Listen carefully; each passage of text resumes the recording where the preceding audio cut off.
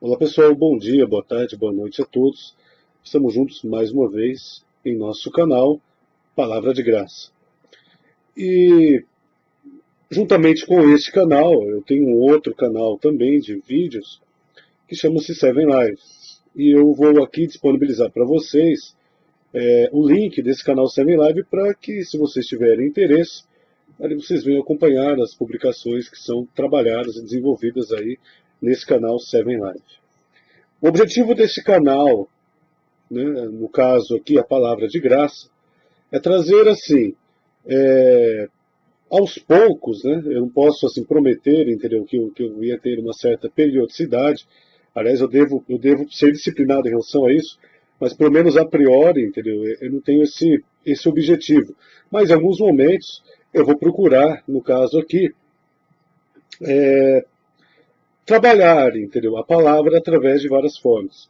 E aquilo que de certa forma, entendeu, fala, o meu coração mexe comigo, eu procurarei aí transmitir, assim como aquilo que tenho aprendido e de certa forma também tido conhecimento, procuro transmitir e passar através do meu outro canal, Seven Live também, e nas redes sociais, no caso.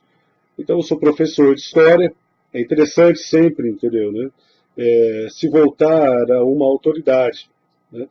E a gente sabe, entendeu, que na sociedade há várias representações de autoridade, ou pessoas às quais nós adquirimos confiança ou respeitamos aquilo que ele diz, porque ele exerce uma autoridade. Uma autoridade que foi constituída, no caso, por exemplo, entendeu, alguém que exerce uma função aí militar, né, ou até mesmo, entendeu, jurídica, né, trabalha, entendeu, com a aplicação prática da lei, ou uma autoridade que foi, vamos dizer assim, construída, né, ou ela foi alcançada através do que? De méritos próprios. Um médico, um doutor, um pastor, que recebeu aí, entendeu, uma investidura, né, de caráter, no caso aqui, episcopal. Um padre também exerce uma autoridade, entendeu, eclesiástica, e assim sucessivamente outras formas de autoridade e lideranças no caso. Eu sou professor, então em relação ao conhecimento, eu posso, de certa forma, o quê? Desempenhar essa autoridade, no caso aqui, essa referência social, esse poder social, que pode ser, entendeu, desenvolvido através do carisma ou através de outras formas, no caso aqui, de convencimento. Mas o apelo, entendeu, que eu irei trabalhar e desenvolver através, entendeu, dessa autoridade, ou através dessa minha representação, é através do quê? Através da explanação da palavra e a experiência prática que ela nos traz. Então, desde que, por exemplo, entendeu, né, ocorreu a Reforma Protestante, a palavra ela foi transmitida, ela foi levada ao alcance de todos em sua língua. Então, ela não estava mais restrita aos pastores ou aos padres, no caso, especificamente aos padres, né? Mas sim aos pastores, à liderança eclesiástica e, logicamente, a população de maneira geral já alfabetizada. Então, o processo aí de alfabetização popular, ele se iniciou e se consolidou principalmente através da Reforma Protestante, porque antes disso nós sabemos muito bem que isso não ocorreu. Então, não é à toa, entendeu, que surgem várias interpretações a respeito da Bíblia e várias igrejas surgindo a partir de então, porque o ser humano ele é, vamos dizer assim, complexo e distinto de cada um. E isso daí levou a uma série de características em relação a essas múltiplas ortodoxias presentes aí, no caso, na tradição protestante, no caso, né? Mas vamos aqui. O salmo que eu achei interessante ler e trabalhar com vocês é esse que diz, Salmo 34, versículo 18. Perto está o Senhor dos que têm o coração quebrantado e salva os de espírito oprimido. Mas uma versão me chamou a atenção. Uma versão me chamou a atenção em relação a este salmo. Ela se encontra, logicamente, em Salmo 34:18, mas a versão linguagem de hoje, onde diz: Ele está perto dos que estão desanimados e salva os que perderam a esperança. Quando nós lemos a primeira versão, automaticamente nós associamos, entendeu, essa condição como, vamos dizer assim, uma condição favorável para que Deus se aproxime de nós. Embora as duas versões apresentem a mesma característica, uma, de certa forma, salienta características distintas. Então, a primeira versão, perto está o Senhor, aqueles que têm o coração quebrantado, daqueles que estão oprimidos, né?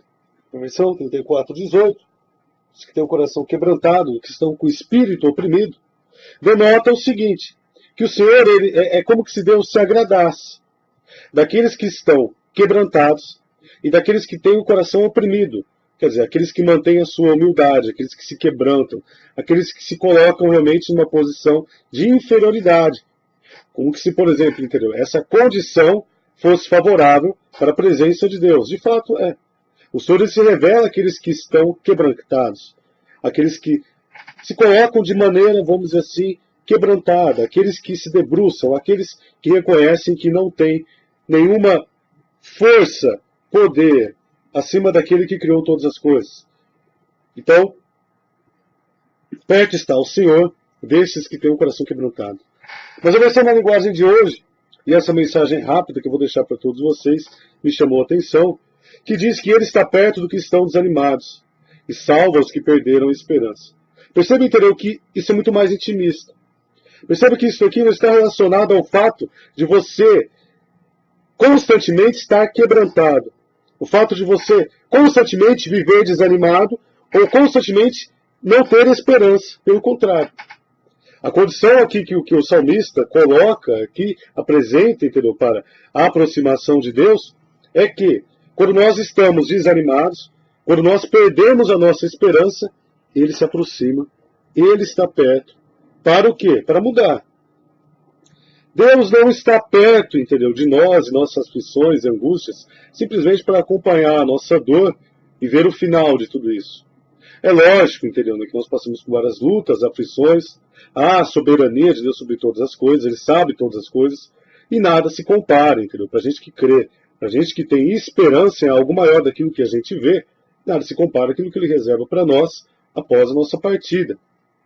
Só que o Senhor, Ele se aproxima, Ele se comove, Ele se compraz. Ele está perto daqueles que estão desanimados. E Ele salva aqueles que também perderam a esperança. Não só aqueles que estão contritos, ou os que têm um espírito oprimido, mas aqueles que estão desanimados e aqueles que perderam a esperança. Aqueles que não têm mais esperança nenhuma em relação à sua vida financeira, por exemplo.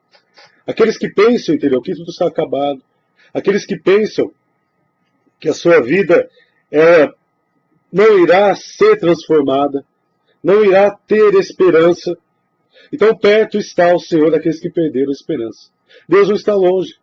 Deus não está longe de nós. Deus não está longe de você. No nosso país estamos enfrentando uma terrível crise. Uma crise política que se instaurou e se alastrou aí por todas as áreas da sociedade, principalmente a área econômica, no caso. Então sabemos aí, então, que nossa economia foi abalada por uma inconstância política, principalmente. Não só por uma flutuação ou crise financeira internacional. E sabemos que isso daí, então, tem trazido uma série de dissabores para a nossa realidade, para o nosso país. Desemprego, falta de esperança, falta de perspectiva. E não só em relação a isso. Podemos também nos voltar às questões relacionadas aí à saúde, onde, por exemplo, nós não temos mais esperança de que algo realmente ocorra em nossas vidas e mude a situação, nos tire dessa prisão. E sucessivamente podemos aí nos voltar a outras áreas, entendeu, da vida, como a área, por exemplo, sentimental. Pessoas, entendeu, que foram destruídas, lares, casamentos destruídos. pessoas, entendeu, que são solitárias, e assim sucessivamente há várias outras áreas conflituosas, problemáticas no caso aqui, né, e deficitárias em nossas vidas. Todos nós temos necessidades. Nenhum de nós é completo. Todos nós precisamos de algo que, de certa forma, resolva o nosso problema naquele momento, naquele instante. Viver é paliativo. Tudo aquilo que nós conquistamos em nossas vidas é paliativo. Não é à toa, que o livro de Eclesiastes compara a nossa vida com o vapor, a vaidade. Tudo é paliativo, tudo é passageiro, nada é durável em nós, a não ser a presença de Deus em nosso espírito. Mas nada é durável. E isso nós devemos, vamos assim, ter em mente em relação às nossas vidas. Mas o fato de, por exemplo, nada ser durável, não significa que Deus, Ele quer que nós percamos a esperança. E não só a esperança, por exemplo, de salvação, você salvo, mas esperança, entendeu, que as coisas vão mudar. Esperança de mudanças, de transformação, esperanças de bênçãos, de graça. O Senhor se compraz. Perto está daqueles que perderam a esperança. Perto está daqueles que não têm mais nada para oferecer, daqueles que não acreditam mais nada, daqueles que simplesmente estão desanimados. É muito fácil a gente, por exemplo, entendeu, criticar alguém que está passando por um problema, por uma depressão, ou por alguma característica que aparentemente, entendeu, significa que ele não tem força suficiente, ou inteligente, ou ele é fraco para não sair daquela situação. Difícil é se colocar no lugar dele. Então, entendeu, né? O Senhor, ele se coloca no nosso lugar. Então, mesmo, entendeu, que os nossos amigos, muitas vezes, ou até mesmo a nossa família, ou pessoas que nos cercam, a sociedade, nos apresente como alguém fraco, alguém que não tem forças para lutar, alguém que não tem simplesmente inteligência, que não está sendo empreendedor naquele momento. Deus, ele não observa isso daí, pelo contrário, ele está ao nosso lado. E quando Deus ele está ao nosso lado é para mudança. Deus não está no nosso lado simplesmente para contemplar. Deus não fica contemplando as nossas desgraças, a nossa vida, simplesmente esperando o momento que a gente erre para aí sim ele, entendeu, julgar ou criticar a nossa ação. Deus não age assim, aliás, ele não age assim. Ele não é assim. Pelo contrário. Deus, ele sara as nossas iniquidades, perdoa os nossos pecados. Ele nos abençoa, ele nos guarda e nos oferece sempre o melhor. Então, meu amigo, minha amiga, todos aí que podem, aí, de certa forma, aí, se beneficiarem com essa palavra, assim como eu também tenho beneficiado neste momento, nesse instante, não perca a esperança. Esperança de que realmente a sua vida vai mudar. Esperança de que realmente Deus está perto de você. Ele vai agir a seu favor, ele vai mudar essa realidade, ele vai transformar, ele vai mudar essa situação. Você não vai ficar assim, entendeu?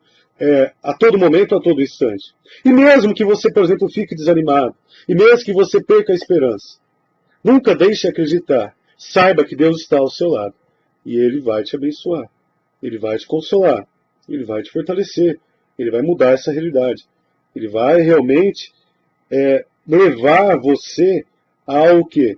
A uma alegria resultante da bênção que Ele irá trazer sobre a sua vida. A nossa alegria em Deus não é simplesmente, entendeu, voltada ao aspecto espiritual, ou aquilo que Ele deposita em nosso coração, mas aquilo que também experienciamos em Ele, em nossa vida espiritual, e aquilo que Ele nos oferece. Deus é Deus. Ele sabe realmente que nós somos pó. Ele sabe que o nosso corpo ele limita a nossa alma. Ele sabe que nós somos seres com necessidades fisiológicas que devem ser atendidas porque simplesmente senão nós morremos. Então Ele conhece. Então Ele sabe, entendeu, a profundidade de nós. Não é à toa, então, que eu posso. Não é à toa que o autor, no caso aqui, eu ia falar apóstolo Paulo, mas não sabemos o autor do livro de Hebreus, ele vai dizer que a palavra de Deus é viva e eficaz, penetra até o ponto de dividir alma e espírito, juntas e medulas.